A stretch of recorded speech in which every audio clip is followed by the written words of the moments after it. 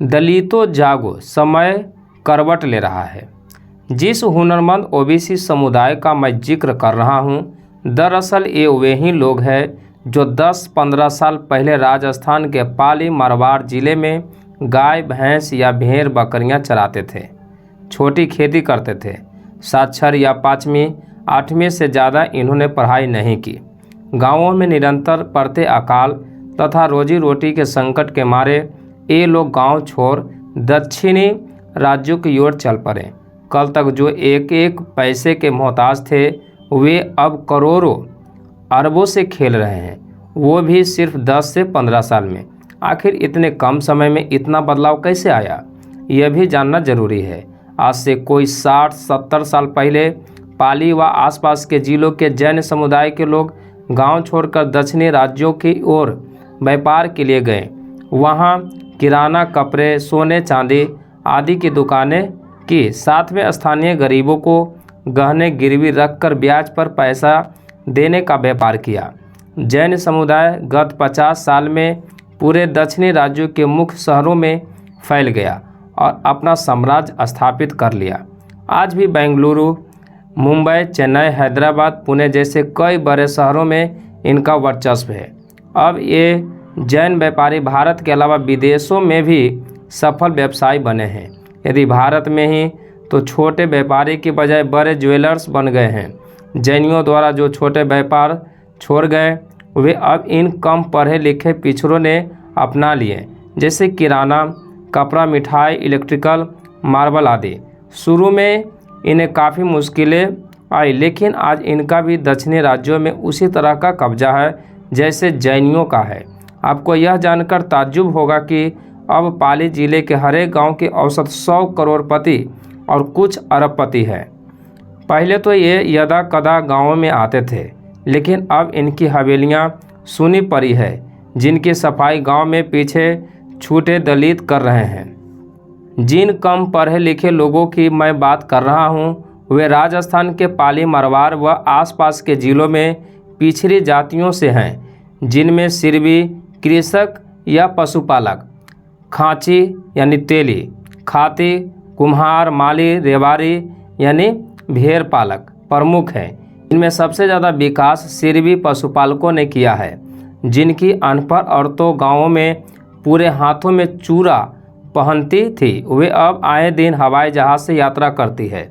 ताज्जुब की बात है कि इन लोगों के पास शुरू में न तो पैसा था, न ही व्यापार करने की कला, न उच्च शिक्षा और न शहर के नाम पते। शुरू में ये लोग गांव छोड़कर जैनियों की दुकानों में नौकर रहे हैं। धीरे धीरे इन्होंने व्यापार की बारीकियों सीखी। फिर किसी ने हिम्मत कर गांव के ढोर ढंग कर सूखी जमीन जायदाद गहने गिरवी रखकर या बेचकर दक्षिणी राज्यों की किसी शहर से दूर छोटी छोटी दुकान खोली। ज्यों ज्यों इन्हें सफलता मिलती गई, ये शहर की ओर बढ़ते गए। साथ ही अपनी जाति बिरादरी के लोगों को भी गांव से बुलाकर छोटे मोटे व्यापार में डालते रहे। खास बात यह है कि इन्होंने टांग खिंचाई की बजाय एक दूसरे की मदद की और धीरे धीरे व्यापार बढ़ाते रहे। यह सिलसिला आज भी जारी है। हालत यह है कि पाली व आसपास के जिलों के गांव खाली होते जा रहे हैं। इन पिछड़ी जातियों के इक्के दुक्के बुजुर्ग लोग पीछे बचे हैं। अब इन जिलों में सिर्फ दलित जातियों के लोग बचे हैं, जो नरेगा की मजदूरी से मिर्च रोटी खाकर गुजारा करते हैं। चौपाल पर इन पिछड़ी जातियों की विकास की कहानियाँ सुनते व सुनाते रहते हैं, शराब पीते हैं और गुटखे चबाते हुए मरी हुई जिंदगियां गुजार रहे हैं। बिजनेस नहीं करने की अब बहानेबाजी नहीं चलेगी। मेरा कहना यह है कि दलितों का अब जागना चाहिए। समय करवट ले रहा है। इन पिछड़ों के पास शिक्षा, नौकरी, पैसा कुछ भी तो नहीं था। अभावों में कमाने की भूख ने इनको गांव छोड़ने को मजबूर किया। शहरों में मलयालम, कन्नड़, तेलुगु, मराठी भाषाएं सीखी और आज उस स्थिति में है जिसकी उन्होंने कभी कल्पना भी नहीं की थी। गांव तो क्या, अब तो शहर के पढ़े लिखे दलितों के सामने भी आने वाली पीढ़ी के रोजगार के लिए भारी संकट पैदा हो गया है। पहले तो गांव में क्लर्क, शिक्षक, पटवारी बन जाते थे, अब तो इसके भी लाल पड़ रहे हैं। न तो अब लड़के पढ़ते हैं, जैसे तैसे बीएड करते हैं तो नौकरी नहीं।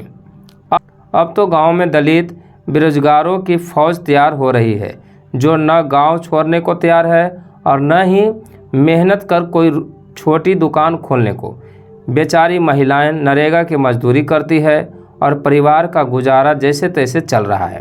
कल तक पिछड़ी जातियों के लोग इनके जैसे हालत में थे, वे अब शहर में व्यापार के बलबूते संपन्न हो गए हैं।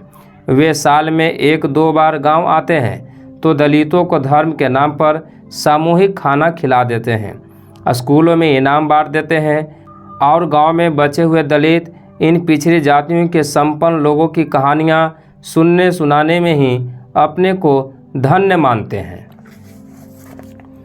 कलेक्टर का बेटा कलेक्टर नहीं बल्कि सेठ का बेटा सेठ कहलाता है। दलितों ने व्यापार की ओर कभी ध्यान नहीं दिया।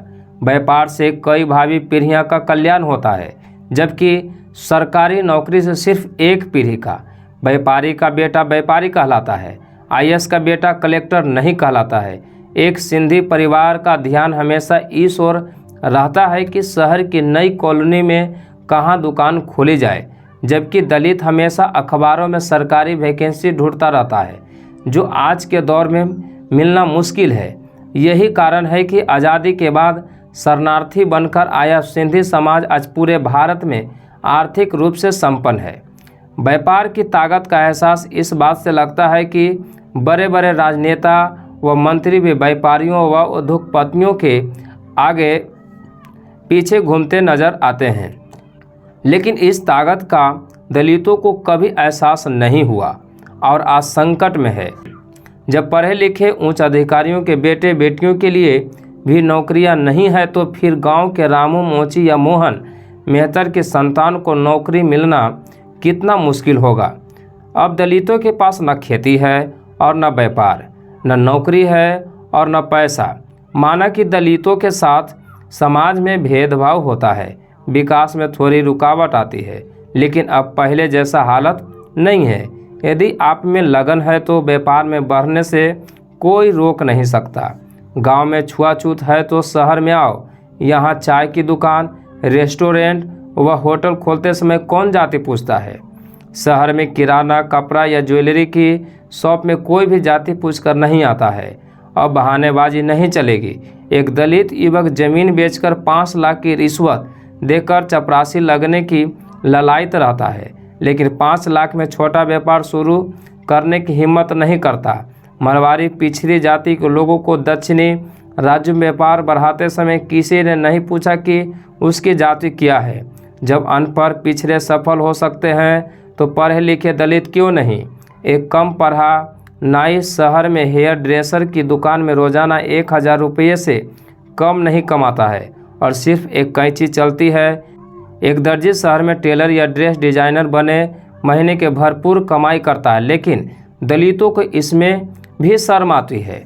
दलितों को चाहिए कि अब पुराने धार्मिक ग्रंथों की चीर फाड़ करने में ज़्यादा समय बर्बाद न करें। रामायण महाभारत मनुस्मृति में हमारे खिलाफ क्या लिखा, इस पचड़े में दिमाग खर्च नहीं करें।